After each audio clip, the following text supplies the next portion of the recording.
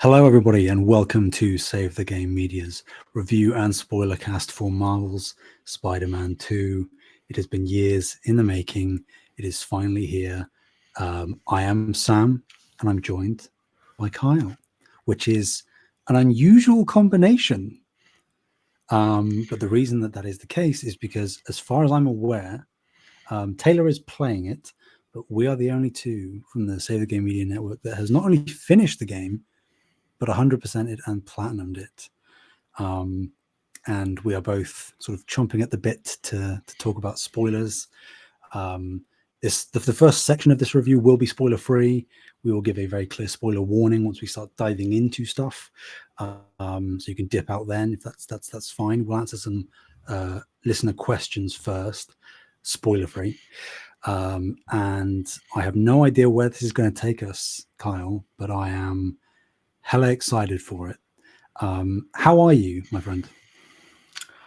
I'm good. It's hard being like the only one around me that has really beaten or even played the game, because Kevin didn't play it. He's not gonna play it.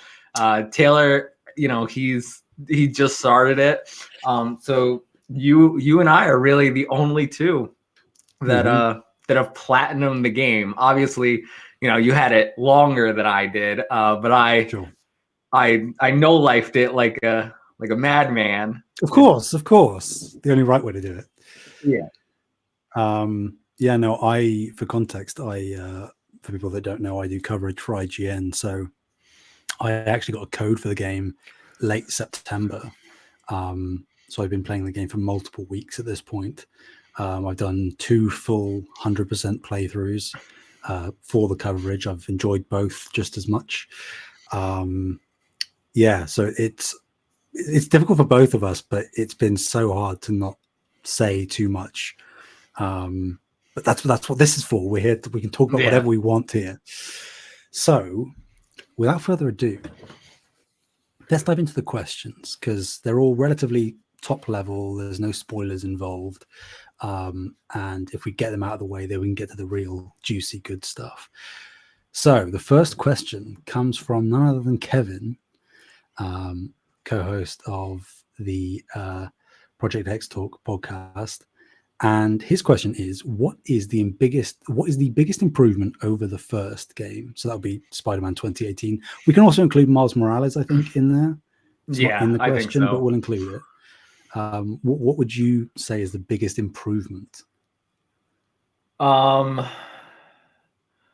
the biggest quality of life improvement is the fast travel. The fact that you don't need to go to a subway station anymore, and how seamless and this is probably the quickest fast travel in any game I've ever played ever. Just how, and I didn't notice at first, but it fast travels you to where your marker is on the map. And I was like, this is the best implementation of fast travel I've ever seen. So probably that for quality of life. But I also really loved the change to how gadgets and the abilities work. I thought mapping just 4 of them to each of the R1 and L1 made it a lot easier because it was always so cumbersome to go into that menu and click the one that you wanted and then pull it back up again. I found myself just spamming the gadgets constantly because they were just so quick and easy.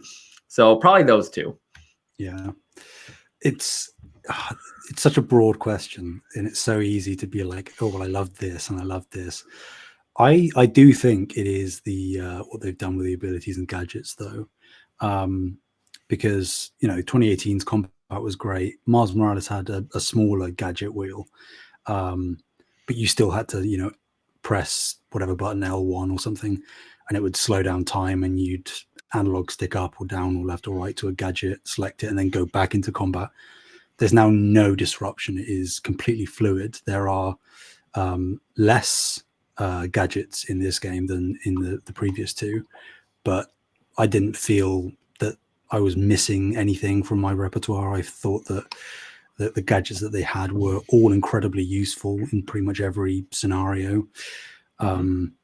So to make already fluid combat that much more fluid, and that much more dynamic and cinematic a lot of the time, is probably what I would go to above all else. There are so many things that could be the answer to this question, but I think like tangibly as you're playing, I think that will be the one of the main ones you'll notice.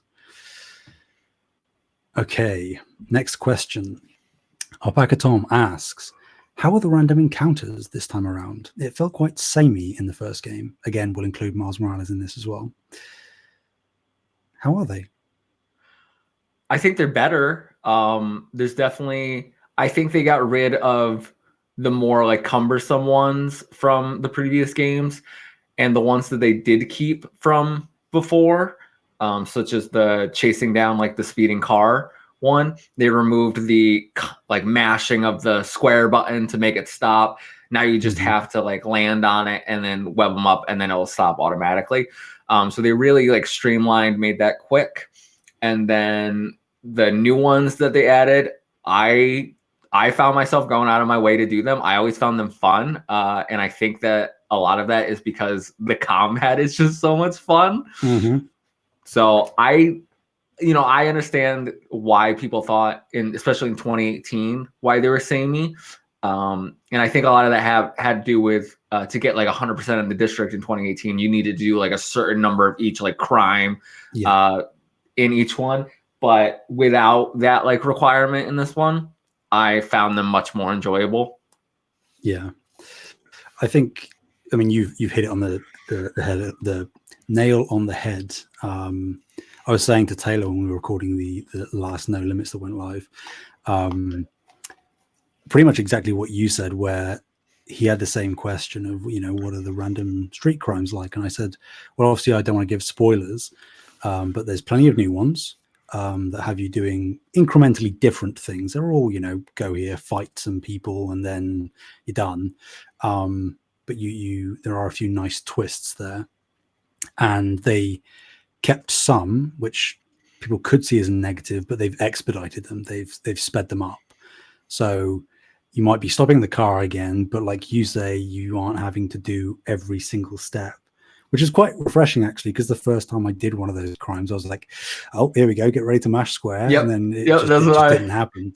So it's nice. I think it's Insomniac are in a tough spot, because without including like, super B or C tier villains in one-off cameos in street crimes, which again, you could only really do once without it feeling repetitive and like, oh, well, here's, Shocker again or something.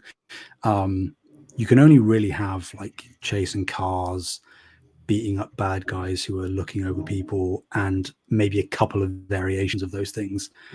There's not really much more you can do, I don't think, but I think they found the best combination of the 3 Spider-Man games thus far. This one feels the most varied, the most compelling. It's not a spoiler because it has been shown in pre-release footage and trailers and whatnot, but you have Miles or Peter, depending on who you're playing. They can show up in the street crimes as well to help. Not only will they fight, but they'll help actually complete the objectives of certain street crimes too. So yeah, I think they're better. I understand why people might want more variety, but on the same thing, I don't know what else they could do really, that wouldn't go on for like much longer and actually become almost side quest worthy. As like a little snippet of gameplay, I think that they've hit the nail on the head. Real Dave Jackson asks, in a similar vein, I've heard some people criticize Spider-Man 2 for not being, quote, new enough, whilst others people say that if it ain't broke, don't fix it. Where do we land on this? I think they fixed what needed to be fixed in terms of a lot of the criticisms, especially of 2018, such as like pacing, a lot of the like puzzles and things. And then they also implemented a lot of things that I really enjoyed and a lot of new stuff that I thought they did really well. I think there was only one puzzly activity that I was like, all right, this is a little repetitive. Sure. But by the time I got to that point, I was basically done with it, so it wasn't like a huge deal. So I think people aren't giving Insomniac enough credit for how much they've actually changed and improved the game. I think people are just seeing like snippets of the combat or the web swinging and are like, oh, it's the same game. You just doubled the map. But that's not really true. Yeah. And yeah, I think they've hit just like the perfect sweet spot between keeping all the good things, removing the bad stuff, and then making it even better. Yeah, I've thought about this a lot because it sounds very shilly when you say something like this, but I really don't care if I keep getting more of a good thing. And a lot of people criticize Sony for having very similar suite of first-party titles, but I'm one of them. Sure, and I too have valid concerns about variety in general. But I've been thinking about this a lot since I first finished the game a few weeks back, and to me, this is, whilst it might not seem like it on the surface, I think this is a way bigger incremental improvement on 2018 and Miles Morales than something like God of War Ragnarok was to God of War. I think God of War Ragnarok is much more similar to God of War 2018 than Spider-Man 2 is to its predecessors. They, like you said, you can see gameplay footage of this game and you can say, oh, it's just more Spider-Man. He's got a couple of new abilities and yeah, he can maybe swing a little bit faster, but it's very hard to quantify unless you actually have your hand on the controller and are playing it. But it's almost like completely made the other two games redundant. Like, and I don't feel that way about God of War 2018 and Ragnarok. I feel like I could very easily go back and play God of War 2018 and enjoy myself still. But if I were to ever go back to 2018 Spider-Man now, I'd be like, oh, this is a little bit clunky, and oh, this is what I'm missing this, and I'll just be wanting to go and play Spider-Man 2 instead. So I hear you saying that some people are saying it's not new enough, but I think, like you said, you really can't quite comprehend just how much Insomniac have done advancing this whole game and this franchise unless you actually play it, which obviously it's like a catch-22 because you have to buy the game, and then if you don't like it, that's fine, but then you're kind of screwed because you've bought it already. But yeah, it's one of those things where you either take us for our word or you don't. Like, it is a substantially different game in all of the ways that matter. And then a very easy question. I just kept this one till last because it's like a one-word answer. Brandon, one of our fellow co-hosts from Frame by Frame, asks, does suit choice affect the in-game dialogue at all? No, it does not. It would be cool if it did. Yeah. But I think that there are so many like suit options and color styles and stuff. That would be so much extra VO to have in so many different like interactions between characters. I think that as cool as it would be, the amount of work it would require wouldn't really justify doing it. So you never know. Like, that could be something they do in the future, maybe, but I'm not really bothered, to be honest. No, not at all. Okay, so before we get into the spoilers,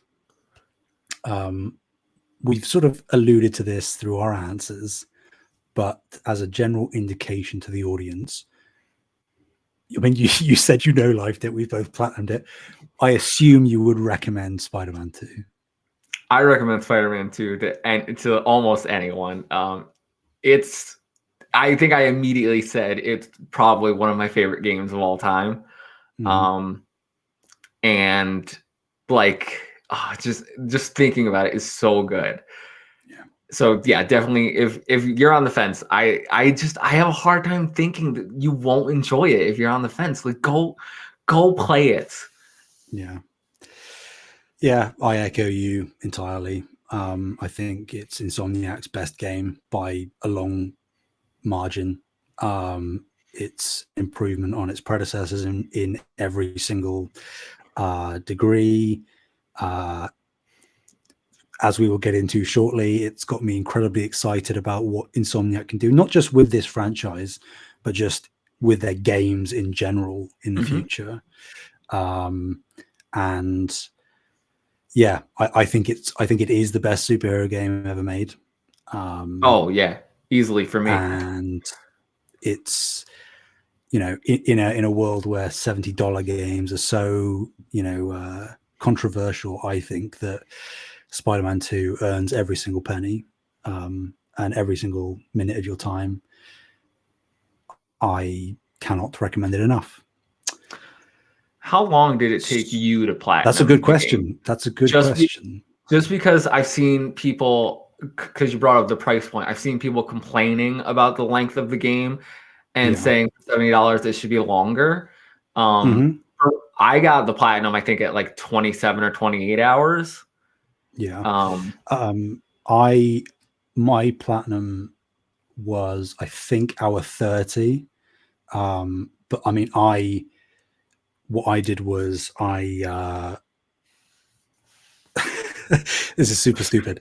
I played through leisurely once I first got the code because it came in super early, as I said. Yeah. Wasn't expecting it that early. So I was like, well, instead of, you know, stopping, starting, taking notes, I'm just going to play through it as a fan and enjoy it, which I appreciate. I'm glad I did. And I probably could have gotten the platinum earlier, but there were some trophies that were like vague enough that I had to consult with other people on the IGM team.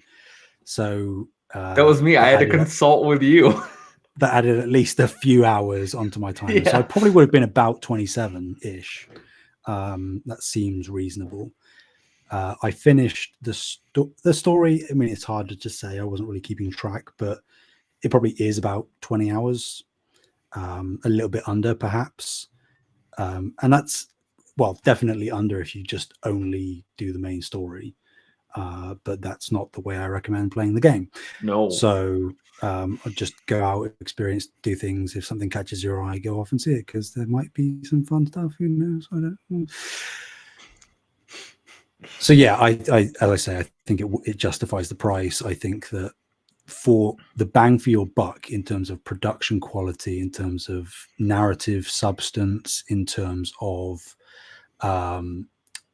fulfillment as a fan of Marvel and of Spider-Man, I think that if you're just looking for a superhero experience in general, as I said, like, I don't think you can do much better than this in terms of a game that you can play and feel you've got your money's worth. So with that being said, we are now venturing into spoiler territory. We're just blaring the alarms. Spoilers from here on out, and we're going deep. We're going full on spoilers. Like, we're spoiling everything. No holds barred. If you think that we're going to leave something, you know, for people to discover, that's not happening. We're talking about everything. So if you have even a slightest reservation of being spoiled, which you should, because there are things to spoil in this game, bail. Come back later. Give you a couple of seconds. Okay. All right. So, Kyle. Yeah. I mean, you know, where do you want to start? I'd like to start loads of points, but I'd like to start at the end with Cindy Moon.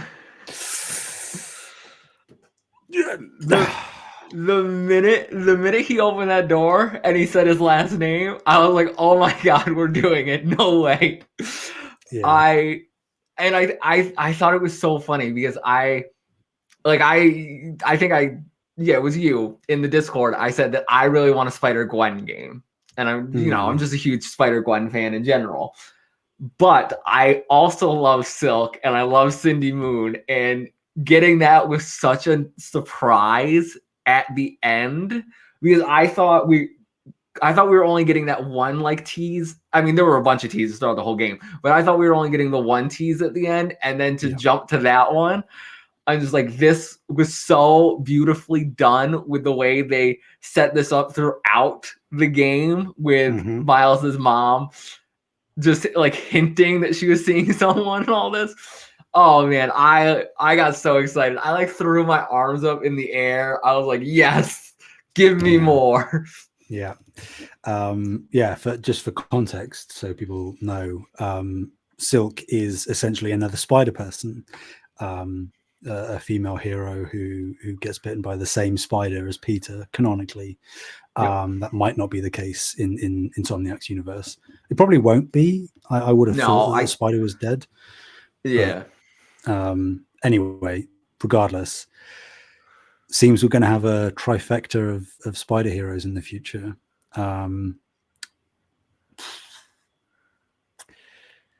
Yeah, I'm in for it. I'm so down.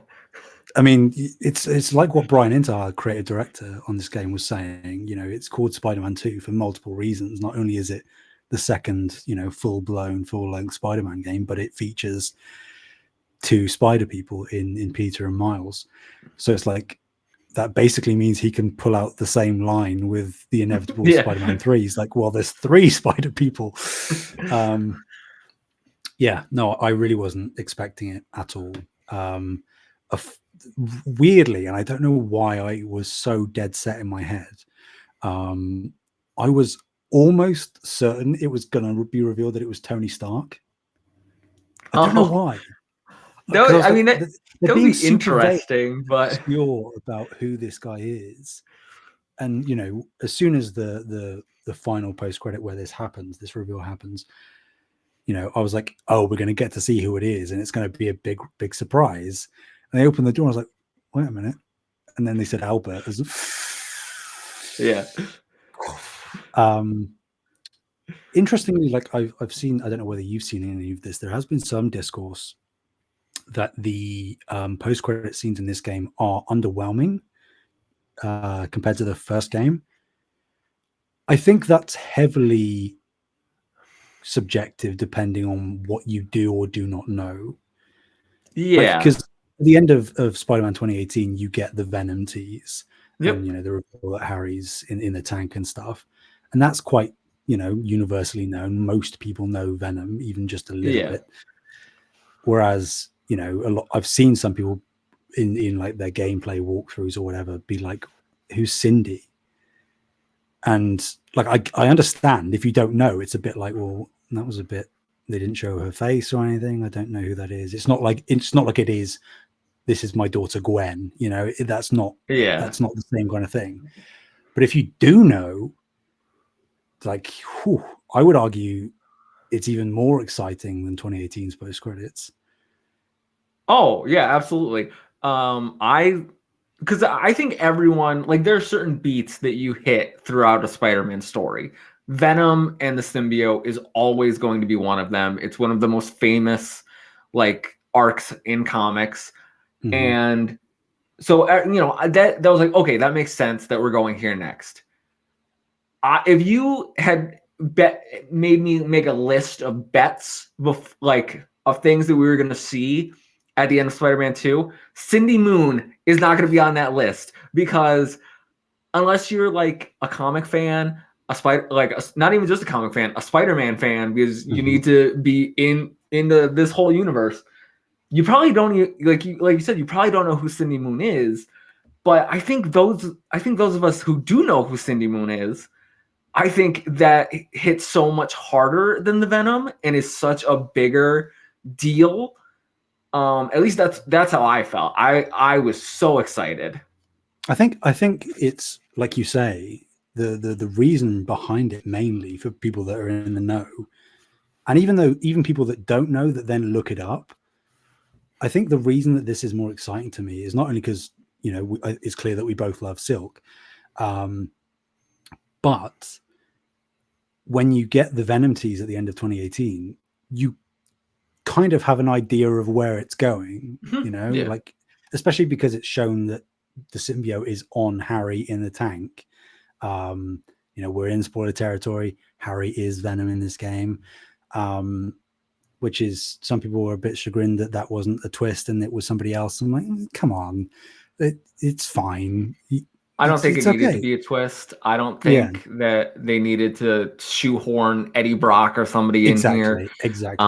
I think it was fine being Harry, and I think it worked. Yeah. But you kind of have an indication of where a Venom story in general will go. Obviously, Insomniac will put their own twist on it, which they do. But introducing Cindy in a very subtle, non-super blown up way. It's not like she dropped in costume. You don't see her face. It's not like, "Hi, I'm Cindy." It's just, she just waves at Miles and his family. I have no idea where this is going. None. But the fact that we just have that just on its own, that Cindy is kind of like when they did the first Spider-Man 2018 trailer, and at the very end they showed that Miles was in the universe as well. Yeah. It's like, that's really interesting. Okay, so the possibilities. I remember when they did that, people thought they were going to kill Peter off halfway through the game, and you were going to play as Miles. Mm-hmm. And then they didn't do that because one, that would have been an awful decision. But two, they didn't need to. It works, playing and having multiple Spider-Man. Just give me more. Like you said in the non-spoiler part. Just keep making them. I'll keep buying them. They're so good. Yeah. Yeah. So, speaking of potential futures, they give us plenty of teasers, as you say, not only within the game but in the post credits. Obviously, we talked about Cindy Moon, the mid credit scene. So, what happens is we see Norman Osborn walks into the raft, and he confronts Doc Ock, Otto, in his cell, asks for the Spider-Man's identities, and Otto is like, "Screw you! You get to experience loss as well as everybody else." And then Otto says that he's writing the final chapter. Thoughts? Because again, like that to me, it's the same as Cindy Moon thing. This can go multiple directions. It could, yeah. It could. I mean, I don't think they would do another Sinister Six thing. I think we're probably past that. For some reason, immediately what comes to my mind, and it might just be because I know some people don't like it. I actually like it.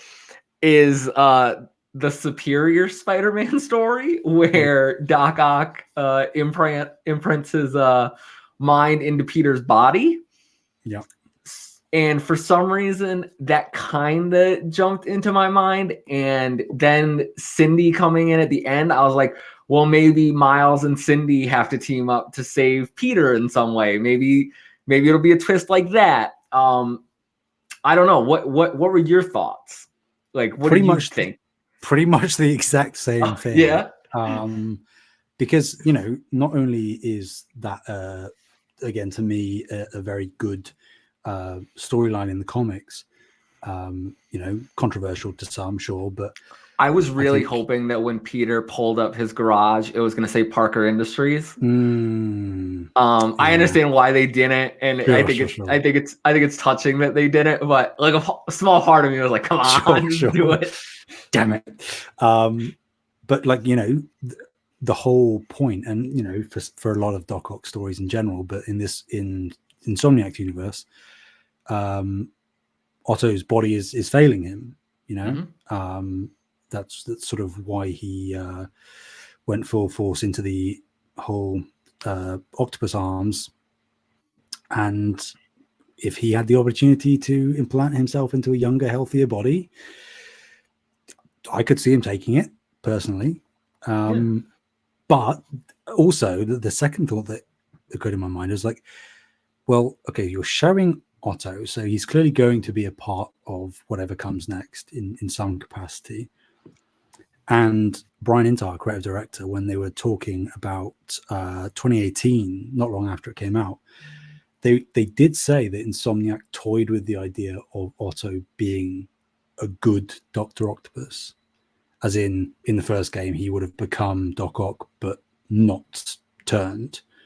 I wonder whether, you know, he's shown very ominously in this post-credit scene. He says the final chapter very sort of, you know, villain-esque. But I do wonder whether he's planning something, and by hook or by crook, he does actually end up being, even if it's right at the very end of Spider-Man 3, where it seems like he's a villain throughout, and then he heel turns back and becomes an ally, and it comes full circle in the trilogy, so to speak. Mm-hmm. I think that there's an interesting potential there, particularly because Kyle, before the credits roll, Harry is, you know, critically ill, worse than he's ever been in bed, because he doesn't die. No, he doesn't die, but he Venom is purged from basically his in a system, coma. and he's in a coma. And Norman, he gets real mad. He gets real angry, and he calls up somebody on his phone, his little science friend of his, and he asks for the G serum. We're getting a little Resident Evil here with those sort of naming conventions. But I mean, like, Green Goblin, obviously. It's Green Goblin, yeah. Yeah. I was actually does the G stand for Goblin? I don't know. I was thinking that it stood for Goblin, but I was like, why would Norman have something named the Goblin serum? I was like, that seems strange. I was wondering if we were gonna see Norman like when he's trying to find another cure for Harry when Peter has the symbiote on. I thought maybe we would see him testing things like on himself, and that would set up the Green Goblin. But you get it in the mid-credit scene where he, you know, calls and says, "Get the G serum ready." I definitely think that, you know, that has to be the next, probably, that you can't do Green Goblin in DLC, in my opinion. You have to give him the next like mainline villain role. And yeah, I just I think it's super interesting that Peter's been Spider-Man for so long and Norman hasn't been the Green Goblin yet. Like Peter's gone through like a wide gambit of his rogues gallery, basically, and the Green Goblin's his arch nemesis isn't on there. But I guess that also lines up with them saying that, like, I think they said before the game release, when they were asked if Gwen Stacy like died, they're like, who said she was dead? So, you know, I still just holding out hope, but I can't wait to see the Green Goblin. And I wonder if he'll try it on Harry. Maybe we get a little Hobgoblin.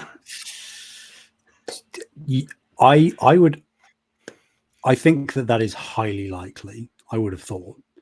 And again, I could see it be a case of, not that I don't know. No, it wouldn't be overkill. I'd eat it up. I was thinking, you know, again, going down the lines of like the Doc Ock eventually becoming a good guy, helping Peter and Miles, etc., and Cindy take down a Green Goblin. If early in Spider-Man 3 we get the Green Goblin reveal, and then alongside him or at a very short period after that, Hobgoblin is showing up, and Peter's like, wait, what the hell is this? That's not the same guy I just saw. Yeah. And similar to Sam Raimi's Spider-Man 3, hold off. We get Hobgoblin also turn on his father and help take him down. So then you have Peter, Miles, Cindy, Harry is Hobgoblin, or, you know, he might not call himself Hobgoblin anymore. Yeah. He's a good guy. And then like a Doc Ock, all team up like a 5. Oh, hang on, what? Oh, this is real tinfoil hat. What if we're getting real close to 6 here, Kyle? Yeah, we're getting real close to 6. What if it's Spider-Man 3 instead of the sinister 6? It's the superior 6. Oh, do it. You know, I mean, just do it. I don't care. That's what I said. I was like, that seems like a bit stupid, but I needed it out.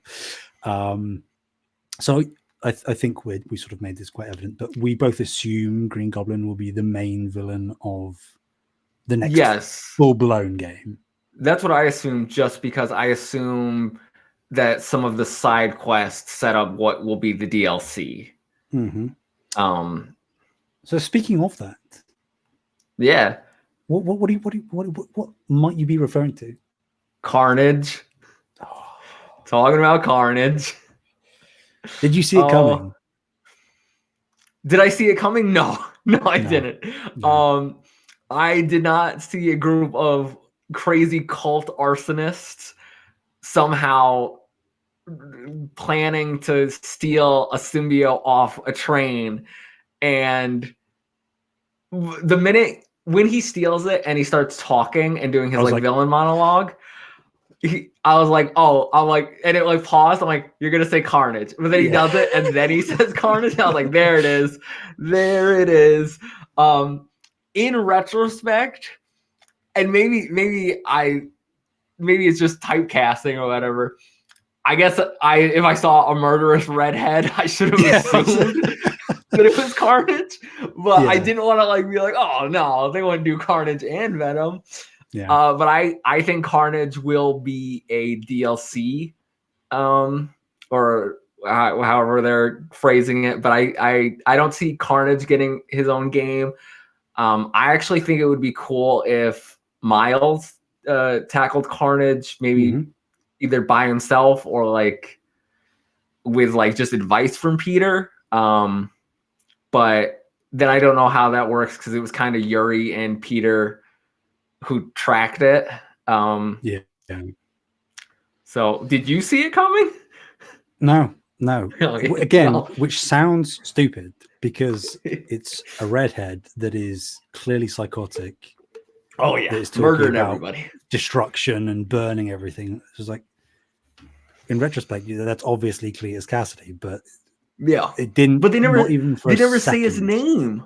No, it's just the flame. And I was like, oh, so this is probably like some weird, again, like a C-tier villain that I don't know. But you know, they've had Screwball in previous games. I was like, well, I never heard of her before. So, but no, he's cool. He's you know, maybe a little bit generic in terms of like the psychotic cult leader, but you know, I'm sure there's a cool choice. And then exactly the same as you, once he started doing that, once he started quoting the whole Crimson Hour thing, and then he paused, it hit me like a second before the subtitle showed up, and mind was blown. I'm interested. I don't know whether they will do a DLC for this game. Mainly, and this is coming from a selfish reason, because I would have thought it would have been like a incentive for the collector's edition. Oh, like an expansion pass or something? Yeah. So like, unless that's like a retroactive thing where they say everybody that has the collector's edition once they announce the DLC, but that'd be a very backwards way of doing it. So I'm not anticipating that. What I could see though, considering it's Insomniac we're talking about here, is and they make games faster than anyone somehow.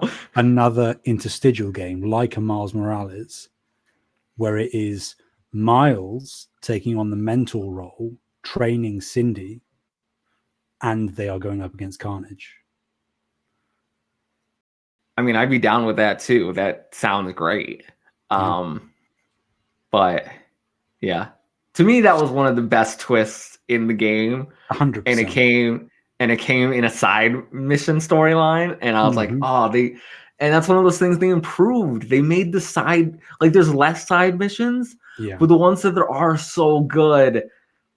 Yeah. Speaking of, you know, I think starting off the game with Sandman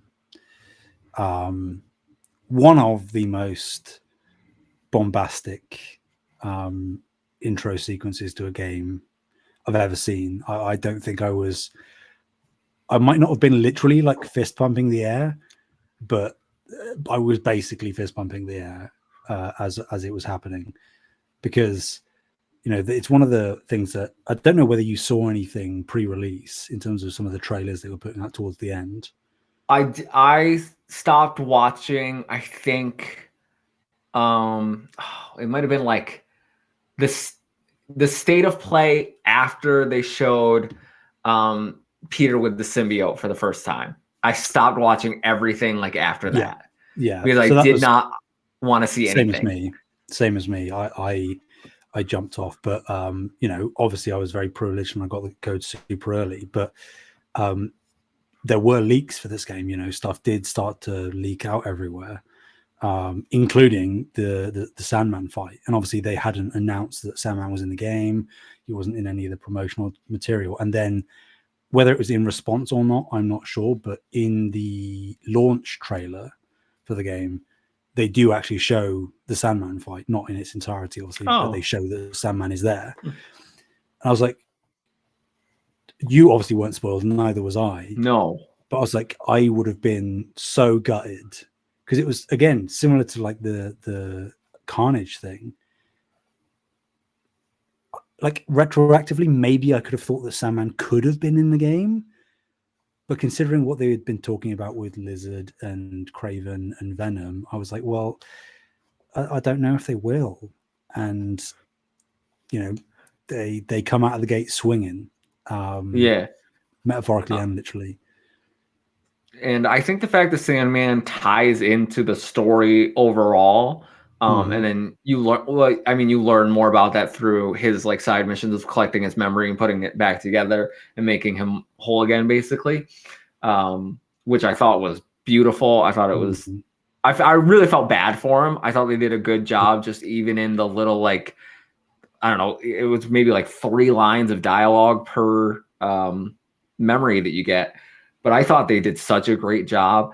But that opening fight with Sandman, I would have been so like angry if that was spoiled, because that was one of the best openings to a game I think I've ever played in like 27 years of playing games.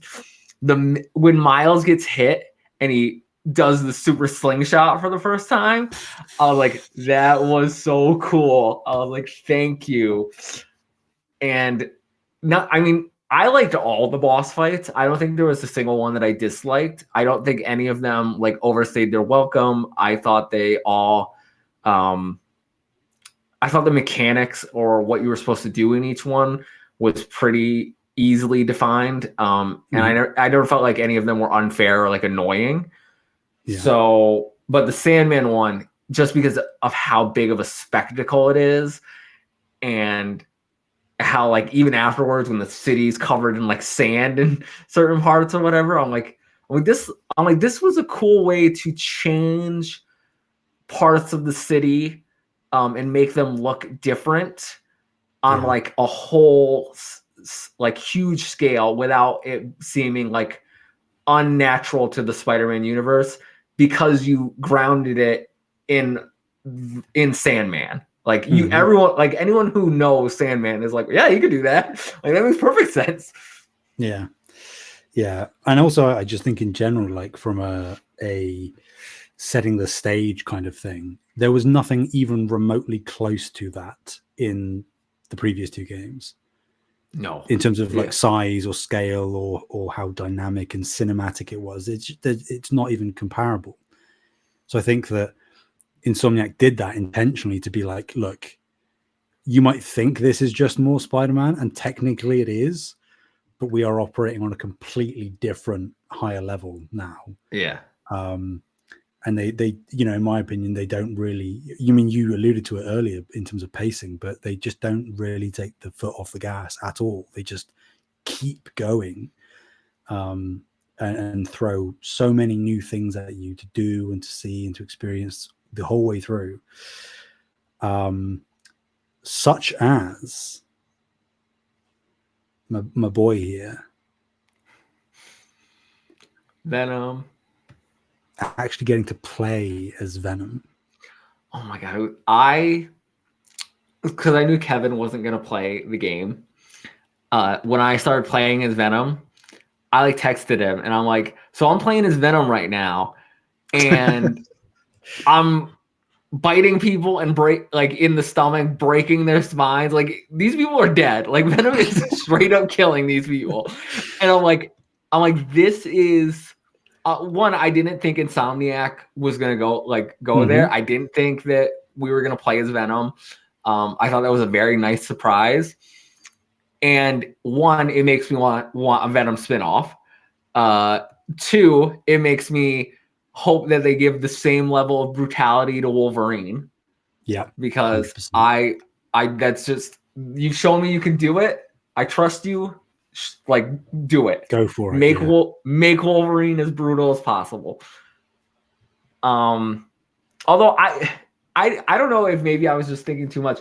I did think at one point Wolverine was going to make an appearance in the game. And it was during that side quest where the old lady was like, the blind one was talking about how there was a rabid beast in the backyard or whatever, and then you see like the claw marks. I was like, is this Wolverine? And then you get to the dog, and I'm like, I was like, well, I kind of set myself up for that one, but I guess it's not it's not their fault, it's my fault. And in the end, I think I'm glad that Wolverine wasn't in the game.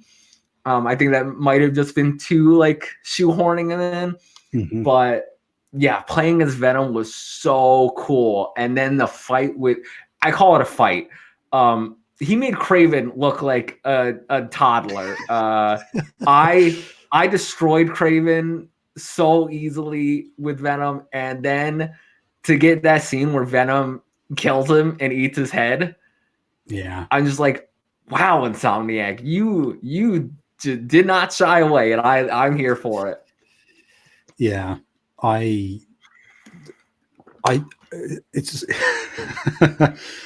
it's one of those things where we have a Slack for the IGN team, and I think I was one of or among the first couple of people playing it alongside the reviewer, and I no-lifed it like you. I finished it in, I think, 2.5 days tops.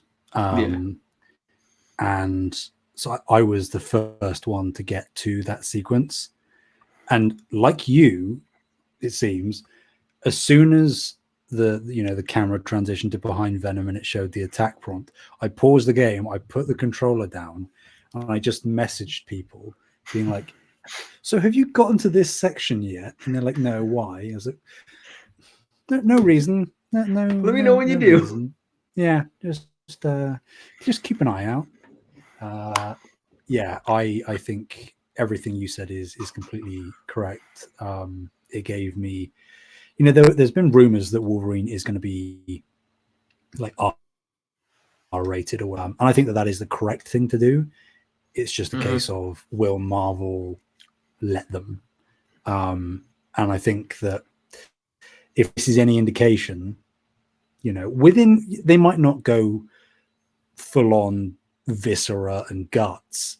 But there's blood and there's some pretty horrific stuff, like you say, snapping backs and biting people, and Venom is killing those guards. Oh yeah, so they're dead.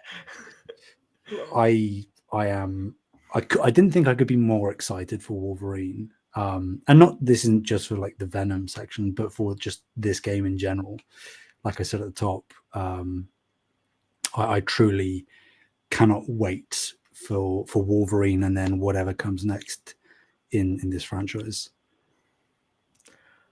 Do you think that we ever see? So the Avengers Tower is in this game, but the Avengers aren't in this game, and people have been like, "Oh, well, where are the Avengers?" I'm pretty sure Spider-Man Unlimited explains where the Avengers are. But then also, if you go to the Baxter Building, they started painting like the Fantastic Four symbol, and I was like, okay. I was like, are we gonna see them at any point? Because what's weird is in 2018 they had the the foundation suit for Peter. Yeah.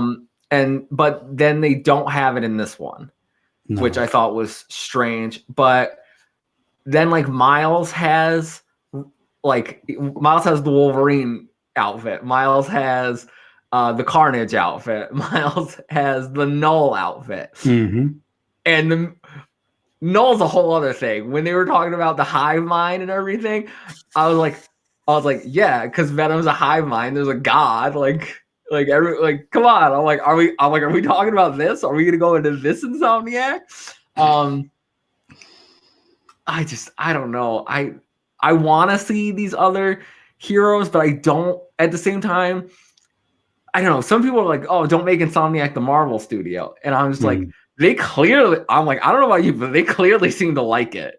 Yeah, I mean, have you not seen what they've made? Like, this is good stuff. They're not like just putting out like the like a good game. They're putting out like fantastic games with fan service to Spider-Man fans, the different variants of the suits.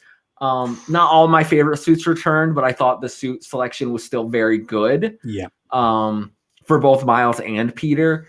Mm-hmm. And I have you have the deluxe edition suits too, right? I do. Okay. Yeah, so I have those as well. I didn't like all of them, but I liked a lot of them. Mm-hmm. And man, I have a hard time thinking that like some of these suits aren't like just Easter eggs, like especially when you tie it into other things in that they've already done in the universe. So I'm hoping we see more. I mean, you know, you haven't mentioned it, but there is a mission in the main story that my favorite mission. Yeah. Right? I wonder. Miles takes a little visit to the Sanctum Sanctorum. Yep. Yeah. Little Black Cat appearance, which was nice from the DLC of the first game. But so Sam, I say that is my favorite mission because Black Cat is my like second favorite Spider-Man villain. And I guess my only disappointment is that Peter and her only get like one interaction later on in the story.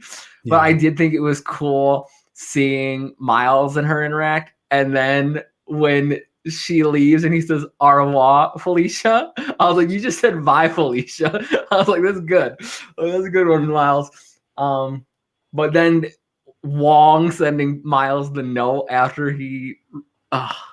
I was like, yes. I was like, I'm so glad that we incorporated this into the main story.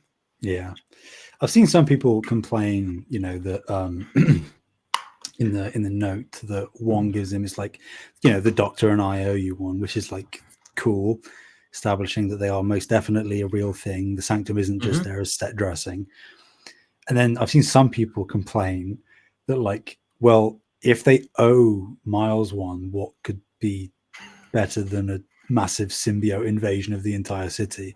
Like, I understand it's suspension of disbelief. Yeah. And also, it's kind of like what Insomniac said about the first game of not throwing in, Daredevil, even though Daredevil was referenced and et cetera, et cetera. It's like, this is a Spider-Man story. And I think that the more cameos that they do, as much as we'd love them, of course they would, it sort of takes away from what they want the actual real focus to be. They don't want people to be coming out of playing Spider-Man 2 and being like, yeah, so when are we going to see that Doctor Strange next? Is a Doctor Strange game coming? It's more like, no, that was a really great Spider-Man story, and they've just had better nods and winks in this game than we have in the previous two. That being said, I'm with you. I could fully see some of these characters, maybe not all of them, but some of them actually physically making an appearance, because this is a very good segue. Not segue, but I'm tying in a comment that I made note of. In an interview that Brian Intihar did since this game came out, he said, and I quote, "If Spider-Man 1 and Miles Morales was our Iron Man, and Spider-Man 2 is our Civil War, where logically do we go from there?" Okay. So we're talking, for people that might not know, that is MCU suggestions, Iron Man being the beginning, Civil War being like a slightly grittier, more grounded, conflict-based story. So if he's saying, where do we go from here? If we're talking MCU, the logical assumption would be something along the lines of an Infinity War. Well, I liked Miles when he's like, magic's real. Yeah. and they're like, what? Yeah. Like then they didn't hide it that like we're going to be getting into more like supernatural, more not even just mystic, but like, I mean, the symbiote is an alien. Like, the fact that they're even doing it proves that there are stories to be told from space. I mean, Miles has a lot of crossover with Miss Marvel. Peter and Captain Marvel have a whole thing.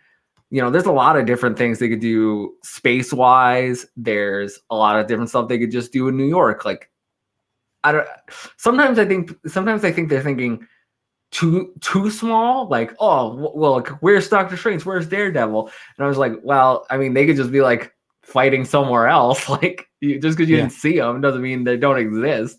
Although they did remove and I think it's because they got evicted. They did remove the plaque that said Murdoch and Nelson. But they had an eviction notice in 2018 on the door, so I was just assuming. I was like, oh, they got evicted or something. I don't know. I mean, they don't make money, so maybe logically sense. Yeah. But I mean, I would be cool seeing all of them, but it never once was like, well, why aren't they helping fight this symbiote?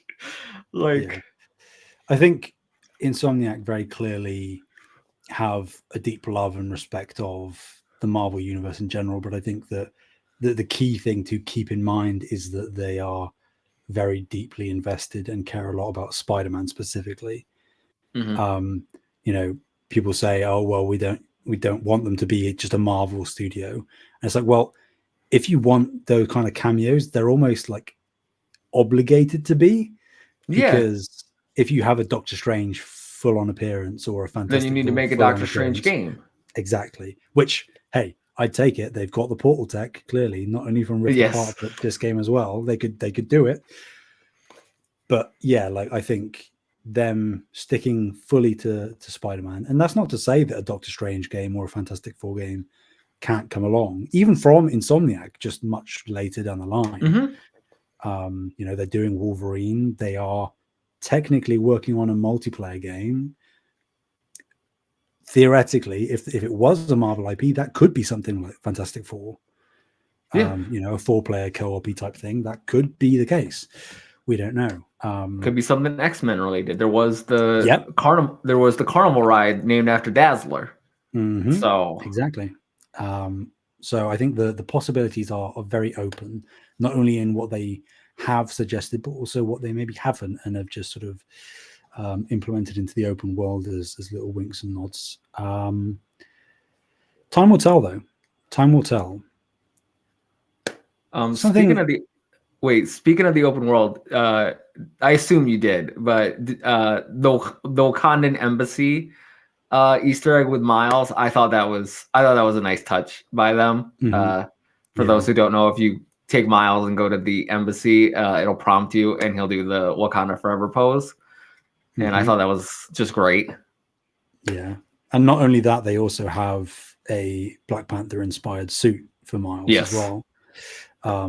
Which is cool. I don't know if that, I assume that does have some kind of comic origin, but the fact that you can couple those two together and you can go and do the salute as many times as you want, it's not like a one-time thing.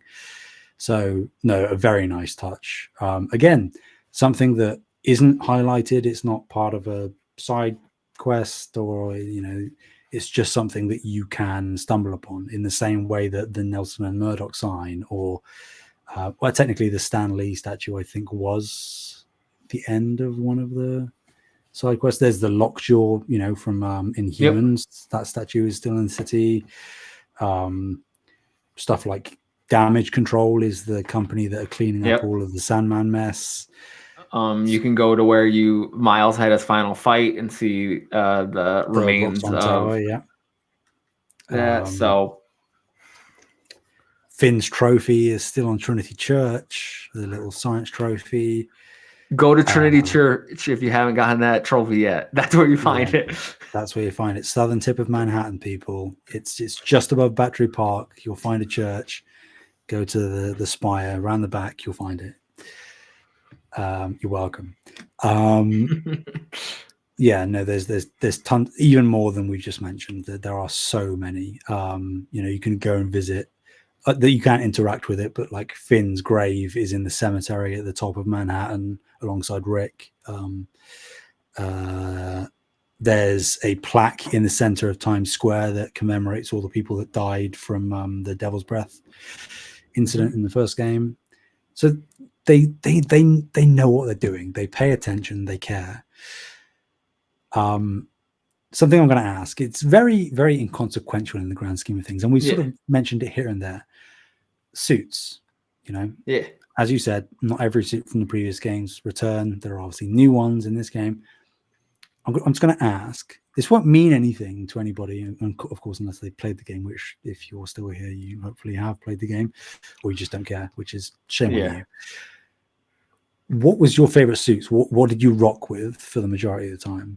So for Peter, the two that I wore the most was the green and black and white Superior Spider-Man suit. I think that one is just so cool. I also liked the Anti-Venom suit once you get that later in the game, just because I think the inverse of the Venom suit. And I wasn't super big on Insomniac's Venom suit for Peter. I just thought that there was too much detail in regards to like, oh, it looks like there's a pocket or something here. I much prefer the old, like when you unlock just the symbiote suit, like the classic one. I much prefer that look. Yeah. And then for Miles, I love his family business suit that pays homage to the Prowler. Yeah. I just really I like the Prowler as a character, and I think the side quest with Uncle Aaron is very good for Miles and for his family in general, showing the growth of characters. Yeah. But when I got that suit, I was like, yeah, I'm gonna rock this one. I also liked the King in Black suit, and then the Null inspired one. Yeah. But the white variant of it with the black up here. Yeah. Those are some of my favorites. Yeah. Good choice. I don't think you can really go wrong. There are very few suits in this that I actively dislike. There are some which I'm just like, I don't think I'll ever wear this. But that is less the case than in the previous games. I think they've done a better job overall of sort of refining the suit selection. For me, weirdly, I stuck with the new advanced suit for Peter more than I thought. I think that the fact that they actually made it properly like a deep red, as opposed to the sort of more washed out orangey red, that helps a lot. I like it's so nitpicky, but I like the fact that the white spider is now like contained within the outline of the suit along his stomach and his chest. And the other one, which I ended up liking more than I thought. I didn't think I was going to like it, is from the deluxe edition for Peter. This is going to be controversial to some, but it's the apocalyptic one, the sort of punk rocky one with the I like that one. cyber arm. Yeah. It's a very garish design, you know, a bit out there, but I think that it looks pretty cool. I mean, the usual Spider-Punk outfit is also there for Peter, but I think if I'm going for that vibe, I'd prefer the apocalyptic suit. When I wanted Peter to look classic, I would put on the classic, like not red and blue, but where it's like a darker bluish, almost black color. Yeah. I really liked that one. And then I did try out the Spider Noir suit, but I got to be honest, I couldn't deal with the screen effects, making it like much. making it like 24 FPS and looking like into the Spider-Verse. I'm like, all right, playing a game like this is different than watching the movie. I was like, you're kind of gonna make me motion sick. I can't deal with this. Yeah, it's cool for 5 minutes, but then you're like, I really can't keep this up for too much longer. Which is a bummer, because in 2018, one of my favorite suits was the animated like comic one. Yeah. And I was bummed that one didn't come back. Yeah. And then Miles, I think overall, I do think Miles has the better suit selection. I still think they're both very good, but Miles has the stronger one. I really did like the Shadow Spider one for him, the cloaked cape one. But the variant that has the white rim around it, I think that looks pretty clean. But the one that I like the most, which again didn't think I would, is the Agent of S.H.I.E.L.D. suit. I think I've mentioned this in the Discord, but it's the suit that has like the S.H.I.E.L.D. logo. It's got sort of straps and belt buckles. It's very practical. But there's a color variant that is more Miles's normal colors. It's white gloves, black with the red, everything. That I ran with most of the time. That's a good suit. That's in like my top 5 for Miles, definitely. Yeah. I think I don't like the base one as much, the all blue one. I get it because that's S.H.I.E.L.D. colors. Yeah, but I think I like when the colors, because I'm kind of like a purist again. Why I ran with the advanced suit most for Peter. I quite like in the cutscenes them looking more like they canonically should do, if that makes sense. So anytime I could get a color variant that was similar enough to their canonical colors, that's what I rocked with. Going from suits to something a little different, because I think it's worth touching on, because this is a complaint that a lot of people had. There are some non-Spider-Man sections in the game. Oh, the Mary Jane sections? Yes. A lot of people had issues with those in the previous games. You know, the sort of obligatory stealth, sort of immediate fail state if you get spotted. What did you think of how they? I'm not gonna say improved, but what do you think of how they decided to go about those in this game? So I wasn't super big on them in 2018. Not that I hated them or that I disliked playing as Mary Jane. I think playing as MJ, it kind of, I don't know. I was expecting it kind of almost. Having said that, I think they did it so much better in Spider-Man 2. The fact that they alluded to her being trained by Silver Sable, and then having her like sidearm or whatever, and then her being able to like tase them to like knock them out, or eventually you get the like sonic pulse shooter at the end, and you can just fire at them as if it's like a third person, which I did. I was like, I'm not stealthing this. I'm going. Yeah, exactly. Yeah. I don't like this thing recharges fast enough. It's 3 shots and then they're done. Or if they're up close, it might be more or less. I liked them so much more. I didn't mind playing as MJ. I think at first I was like, because we had just when it first happens, is the first time it happens is in the zoo, right? Yeah. Is that the first? Yeah. So I think I wasn't expecting it to come there. But when you are in that tunnel with symbiote Peter and she's like hiding, I was like, I'm gonna be honest, this is borderline terrifying. Like I would, if I was MJ, I would be scared out of my mind. This dude is insane right now.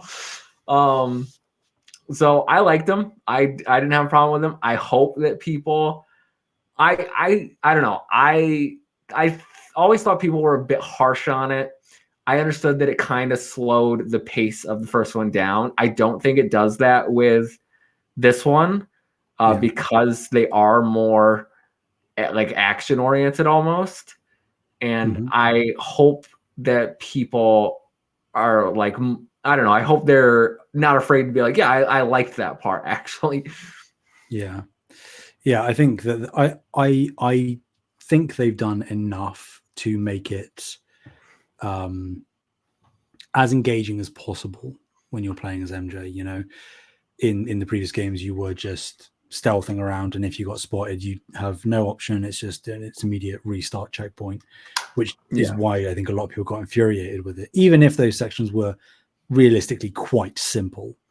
But open most of the time when you're playing as MJ, you are typically in a more open space. It's linear, but you are in an open space, so you can technically, if you want, approach almost every scenario however you want within reason.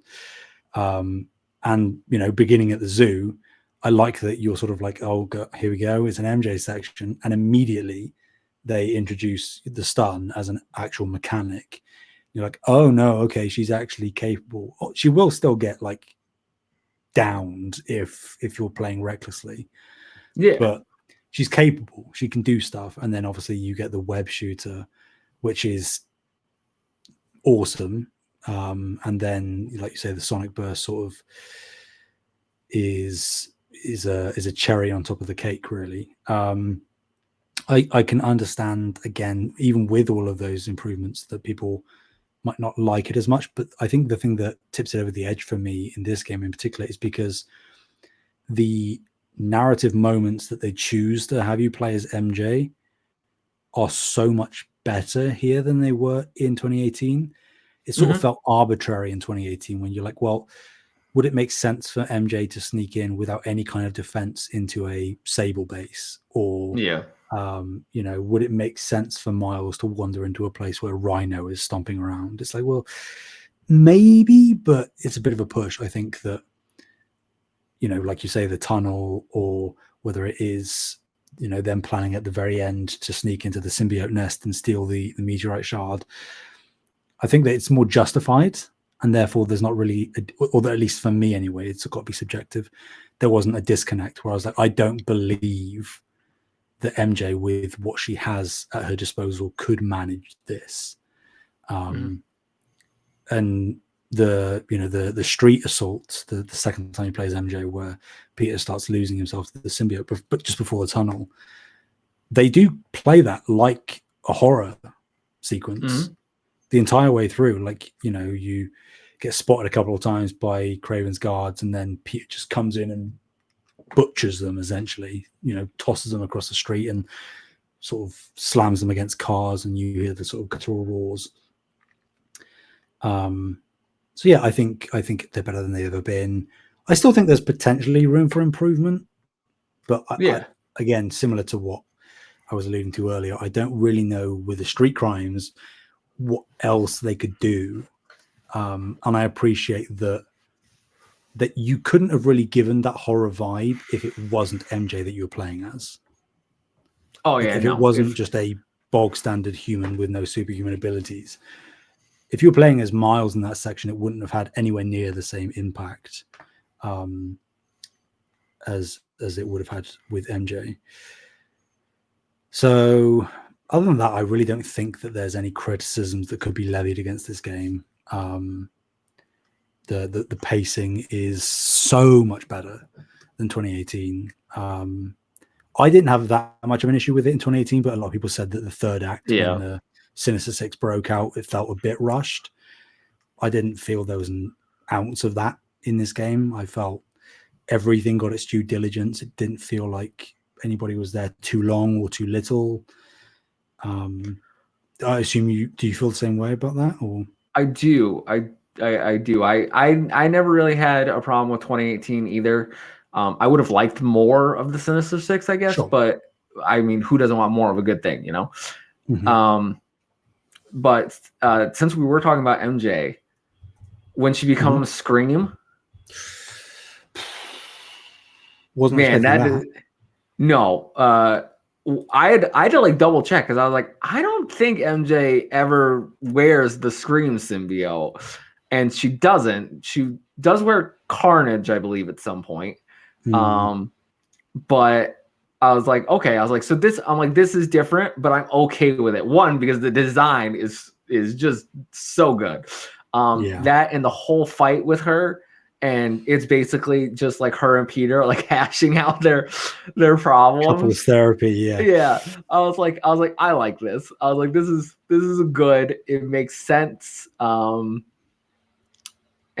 yes, so I mean, again, it didn't. Nothing overstayed its welcome.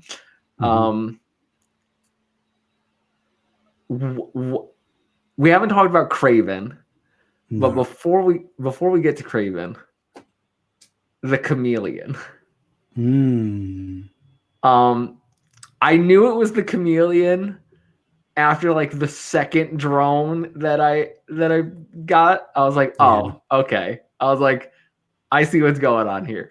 I was like, that makes sense. And then when you go to his penthouse and you like see all the stuff, I'm like, yeah, it's the chameleon. And then Peter's like, is this the chameleon? And then I'm like, it took you this long, Peter? What do you, you fought this guy before. What are you doing? And again, I thought he was just being teased for like DLC or something. And I'd be totally okay with that. I really like the chameleon. I think he's super interesting. I think he's,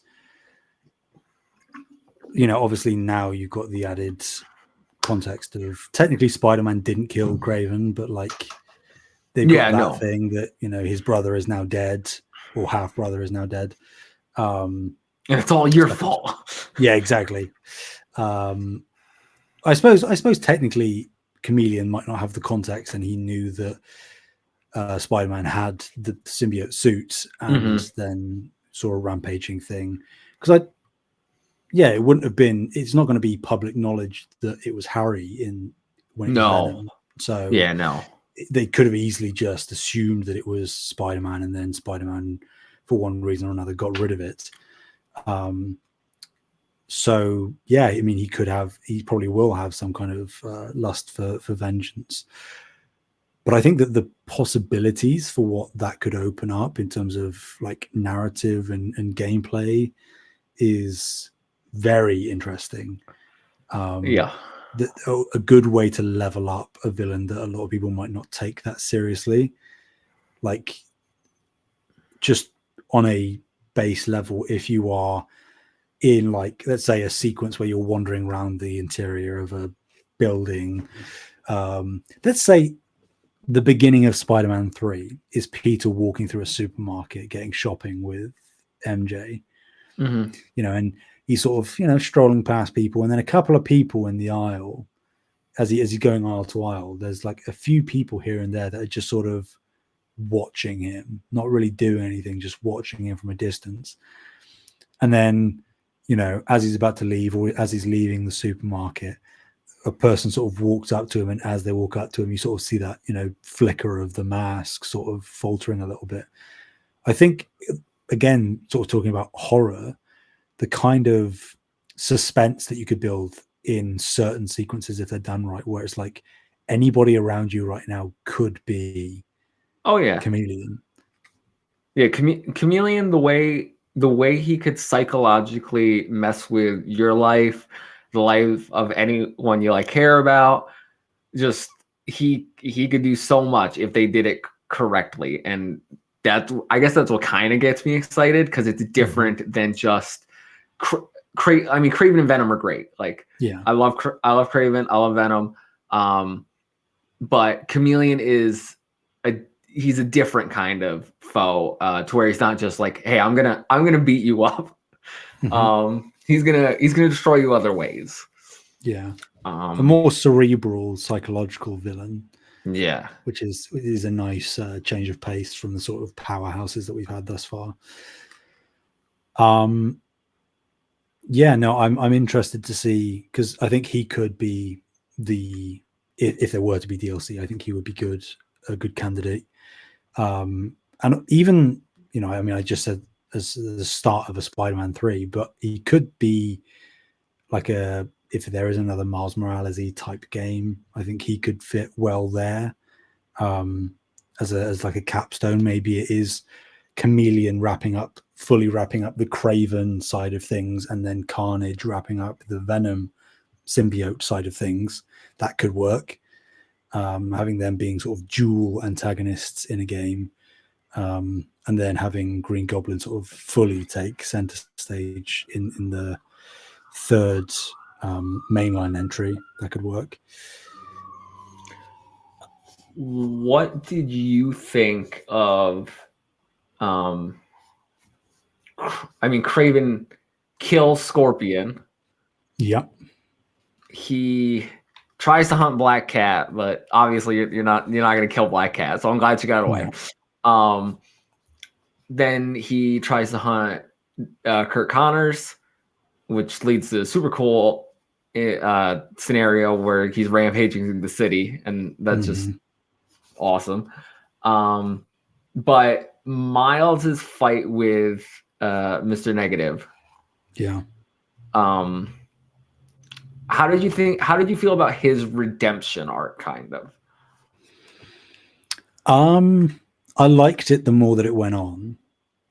I think, honestly, I think it's what makes Insomniac's take on these characters and this world so special, is because, going off of 2018, Mr. Negative was a pretty pivotal villain in that game for the majority of the story. And then, Miles, who technically he has a bigger intrinsic emotional link to because of Jefferson's death. He's not mentioned really in Miles Morales. Like, he's not really brought up.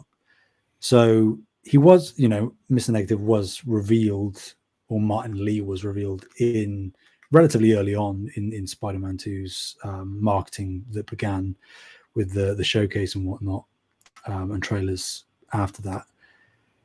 But I maybe naively wasn't expecting him to have that much to do. I was like, oh no, cool, they're pulling on a thread, and he might be around for a mission or so, and then that's that. But to essentially make him alone the reason that Miles not only gets over his grief to a certain extent, but technically, like, literally saves Peter's life. I wasn't expecting it. I think they handled it incredibly well. And I like the fact that now going forward, he is theoretically going to be an ally, obviously not with any powers anymore. But for him to have that sort of narrative arc, I think went incredibly well. Yeah. Yeah, I thought, I again thought that was just going to be something Miles like dealt with like on his own, like, and then it'll tie it into the bigger thing. And it did tie into the bigger thing of Kraven having captured him and making him and Miles fight to the death.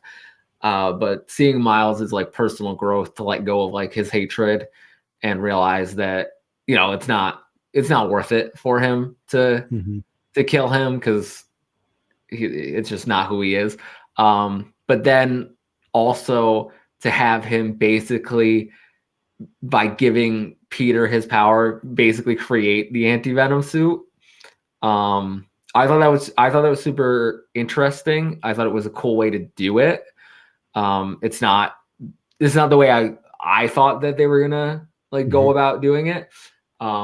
but I think all the changes that they made to like what source material readers would expect, I think they all made perfectly like logical sense.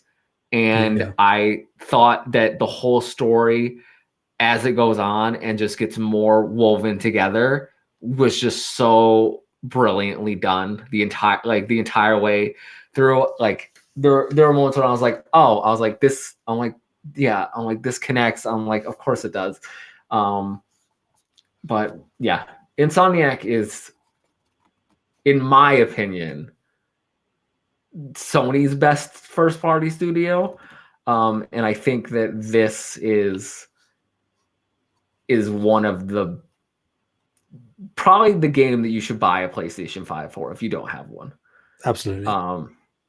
I predicted that this would be the most selling PlayStation exclusive of all time. I'm still sticking by that, and I think it's done phenomenally well so far. But yeah, I can't praise it enough. Craven, I was glad he stuck around for the majority of the story. I was afraid that Craven would not be handled with like respect. Like, I don't know why I was afraid of it, but I guess I was worried that he would be like the starter villain just to lead into Venom. 100%. But he really wasn't. He was an actual threat the entire time he was there, and it took Harry going full Venom and biting his head off to stop him. I mean, he beats Peter. Like Peter's dead without the symbiote. So I think, and anytime that music of Craven's hit, I was like, whoever made the score for this, you deserve an award, because that was a great tone that you chose. Yeah, and I think also on top of that, like, I mean, you mentioned it earlier, but the fact that Craven kills Scorpion and Vulture. Yes, and Vulture. I mean, we don't see him kill Vulture, but we see the wings, and then in an audio log, it's confirmed that he's dead. Like, that's kind of like Thanos snapping Loki's neck at the beginning of Infinity War, right? It's like, now we got a real big boy. Who, you thought those other ones were tough. Well, and he lives Scorpion up to it. And I think stabbed him in the chest. Yeah, and they do it believably. I think, you know, they some people have said that Craven is one-dimensional in this game, and I don't think that that's the case at all. He is technically more one-dimensional than maybe other characters in the game, but there's still justification for what he's doing. You know, the last hunt in the comics is obviously a very well-known storyline for people that are in the know. Yeah, but when you infiltrate the party, you know, you see his chemotherapy medicine. It's like he's dying, and the way that he's raised, he wants to go out with a fight. And like, if you replay that game and you hear what Craven says throughout, like, there is a lot of flavor there for him as a character. Yeah, I mean, I knew he was dying immediately. I knew that's what they were doing. So I like, as every time he was on screen, I was picking up on like things that he was saying, like, oh yeah, like he's telling them, they just don't like know yet. But then when you hear all his like audio logs with his like family members or whatever, and how you know, they're all dead. And like, you don't find that out till the last one. And Peter's like, they're all dead. We've been preparing for them. Like, like, you jumped the gun there, Peter. Like, what'd you think this guy who's hunting like the deadliest game was gonna do? Like, he wants a challenge. He wants to go out on top, and he doesn't. He dies. Yeah, one small thing I wanted to shout out before we sort of start to wind down. I wanted to mention one particular side quest that really caught me off guard. It's the Haley side quest. The spray painting one? Yeah. gimmicky mechanics in terms of like shaking the spray can. It's like very infamous Second Son. I didn't mind it, but I think how they transition into that side quest and then, obviously losing the audio or having it very muffled in the same way that Haley would be experiencing it, I found that so well handled and such a pleasant surprise. Not only that you got to play as Haley, but just that they actively put it specifically 100% from her perspective. That's something I don't think I've ever seen done in a game, and I don't claim to have played every game, so I'm sure it has been replicated elsewhere, but just very deftly handled in my opinion. I really liked that one too. I wasn't super big on the I just did the joystick. I was like, I'm not shaking the controller. I'm not gonna do it. You bet I did. Oh yeah. But I thought it was cool seeing like the like thought bubbles like around the characters to tell you like their expressions and things. I thought it was fun playing as her. I love her and Miles dynamic. I love that they use actual real accurate sign language the entire time. Good job, Insomniac. Like you clearly got like a professional who knows sign language to like help do all this stuff. And yeah, that I liked Haley's, but the side quest that caught me off guard was the sad one with Howard and his pigeons. Oh God. No. Because I spent all of 2018 helping him with these birds, and then you sit there and you talk like, so this was actually one of the only times my game had a bug, where I was doing this side quest. I had to reload because you know how you have to like look to the left and right to like spot what he's pointing at. It wouldn't register that I was looking at the Statue of Liberty. I was like, it's right there. Like I know it's right there. So I just reloaded and did it real quick. But then to bring all his pigeons up north and then come back and he's dead. I'm just like, I'm like, are you kidding? I'm like, are you kidding me? I was like, and then Peter's like, he was a friend. I was like, that's touching. I was like, how could you kill him? No, like you didn't need to do this. It's one appearance in the game and you kill him. People didn't hate those pigeon collecting things in the first game that much. You didn't have to kill him off. But no, I mean, I teach them to complain. Yeah, exactly. I think, again, that's a testament to Insomniac that in something that was really superfluous and not, I mean, there was definitely the narrative there about, him missing his wife and, the birds were his passion and stuff. But I think for them to not only pick back up on that, but to round it off in such a, and there's the specific unique music track that plays as you're taking the birds up. It's like, which was beautiful. That was beautiful. Yeah, and there's like the regalia of boats going up the river as you travel. It's like, man. And not as sad, but like even the one where you find the granddad that walked off. And he's gone to the bench. He's gone to the park. Yeah. And he talks to you about him, like losing himself to Alzheimer's or dementia or something, but he still accurately remembers his wife and all the things that he loved about her. It's like, Jesus Christ, man. I think, again, like you said, the fact that they really upped their game across the board, but like with the side content is something that I hope they get their flowers for, because pretty much every single side mission with any substance to it, I was like 100% engaged with, and often like moved by to certain degrees, particularly in those cases. Yeah, I can't think of a single side quest that I disliked. I can't think of a single like open world activity that I disliked. Even the Well, actually, I mean, I'm not gonna say I disliked it because the payoff was great, but collecting the spider bots, I was like, when I was getting to like 40, I was like, all right, can we be done already? Yeah. But then when you get the payoff of it opening the portal and talking about Miguel and everything, I'm like, yes. I'm like, thank you so much.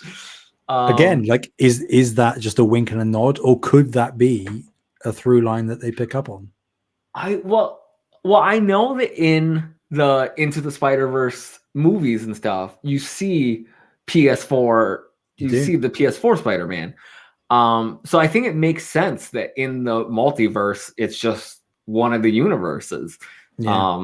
I don't know if they'll pick up on it or if they'll explain more or if they'll just keep doing these Easter eggs. But I mean, I like it. I think it was great. Yeah. Yeah. Right. Before we wrap up, I have 2 questions for you. Yeah. One, because this is a question that I got asked on No Limits, but I think it's worth answering here again. Do you prefer playing as Miles or as Peter in this game? I prefer playing as Peter. And I think that's just because Peter is and always has been my Spider-Man. Having said that, I really I liked playing as Miles more in this one than I think I did in his solo game. Yep. And I think a lot of it just comes down to the like refinements in combat and because I mean you could switch at any moment, and I thought that was so cool. So I preferred playing as Peter, but I enjoyed playing as Miles. Yeah, I'm essentially the same as you. I started out the game sort of mainlining as Peter in the open world, playing as him as much as I could. And then partway through the game, realistically, as some of the Miles-centric storylines started picking up, whether it's the Brooklyn Vision stuff or, as the Martin Lee stuff starts to expand, you see more scenes of him with his mom, like the Cultural Museum, with the musical instruments and stuff. I was then starting to transition into being Miles a little bit more. And then as it circled back and we got into the Venom-y, symbiote stuff, and then particularly once you get the anti-Venom powers, I think not only do they look cool, but they're just overpowered. Oh, yeah. And I was like, well, there's no going back now. I just like Miles's powers are awesome in this game, the stuff that they give him, but that to me, that Tempest one where you sort of like raise everybody up into the air and explode out with a tendril. Jeez, come on, man. So I played this game like the minute something unlocked in the open world, I completed it. I like went and did it throughout the districts. But what I regret doing is I did half of those Venom symbiote hives without the anti-Venom suit. Yeah. And then when I got the anti-Venom suit, I was like, these are a joke now. Why didn't I just wait 10 minutes? Yeah. I was like, what was I doing? But yeah, no, that I feel like Miles kind of gets front loaded a little bit. Because you definitely, at least I felt that you played as Miles for a good bit in the beginning, and then you get like a stretch of Peter, and then it goes back to Miles, and then it kind of like evens out as the game goes on. But I thought there was a good balance overall. Yeah. I think the word of the day is balanced. I think they've balanced everything perfectly. It's not too much or too little of any one thing. I think they took all the feedback and criticisms from the previous games and fine-tuned it where everything just meets this perfect middle ground where nothing overstays its welcome. You're always introduced to new things. The pacing is so much better. The character development is great. The abilities are cool. The open world looks more vibrant and unique and distinct. There's more vegetation and color and life in the city, which I appreciate. Obviously, we haven't talked about it, but all the traversal additions. insane.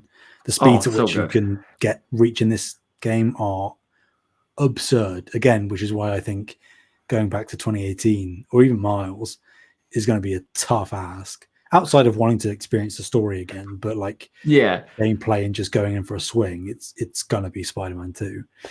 Yeah, I would say I would feel the same way. If I go back to those games, I probably would just mainline the story. Yeah. Because everything in Spider-Man 2, like from the web swinging to the gliding, is just so much better.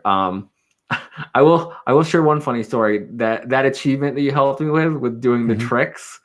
So one of the first achievements I got in the game was Splat, where you fail the trick and you like land and hit the ground. So what I thought that achievement was, trophy was telling me to do, was to just do 30 in a row without stopping. So I kept running to the top of Avengers Tower and jumping into the air and trying to do 30. But I would get to like 18 and then I would just smack the ground. I'd be like, this is impossible. You can't do this. There's no way. Very weirdly worded. Yes. Like once you realize what it is, the wording does kind of make sense, but it doesn't make it clear enough, I don't think. Awesome. Well, I think we could both sit here and talk probably for much longer about Spider-Man 2 if we wanted to. You mentioned that the final question I'll ask, not that it's a massively important one in the grand scheme of things, but just because, it's a review and a spoiler cast and whatnot. You said, it's looking and pretty much shaping up to be one of your favorite games of all time. I would concur. I said it was the best superhero game ever made. Would you consider this, and this is a crazy year, but would you consider this in contention at least for your game of the year? Yeah, absolutely. Right now, I don't know. I'll have to search like my feelings. But right now it's between Tears of the Kingdom and this. And Tears of the Kingdom before this was miles ahead for me. It was like not even close to anything else. But after this game, they're like right here. They're both, and I think it's ironic because Tears of the Kingdom, I think, is a refinement and a mastery of everything they learned from Breath of the Wild, and I feel much of the same for this game. They refined it and they made a masterclass. Yeah, I'm with you 100%. I think it's definitely going to be. It probably is going to be my game of the year. I think. I just can't think of an experience I've had where I've had more fun and have been more surprised and excited and thrilled and moved and whatnot. And that's crazy because this year is absurd. I certainly wasn't expecting it. I was expecting to have a great time, but I had high expectations and they were exceeded. So congratulations to Insomniac. I adore the game. I will likely be playing it for many years to come, or maybe not, because Spider-Man 3 could be out in 2.5 years' time. Knowing Insomniac, they're insane over there. I don't know what's in the water, but they clearly figured something out. But also, give me Spider-Gwen. Yeah, I'll take it. And anything with Silk, just give it to us tomorrow. I'll take it. Whatever state it's in, I'll play it. Give me a multiplayer Web Warriors game. Thank you. Well, on that note, we shall leave you. Thank you, everybody, for listening to our Spider-Man 2 review and spoiler cast. Hopefully, you've had some questions answered. You've gained a few insights. We both implore you very clearly to go and play this game. Well worth your time. You'll have a lot of fun. Until next time, Kyle, where can people find you if they want to? In the Discord. Yeah. Save the Game Media. Check us out. People can find me anywhere and everywhere at Sam Heaney. That is Heaney. But in the meantime, have a great day. Bye.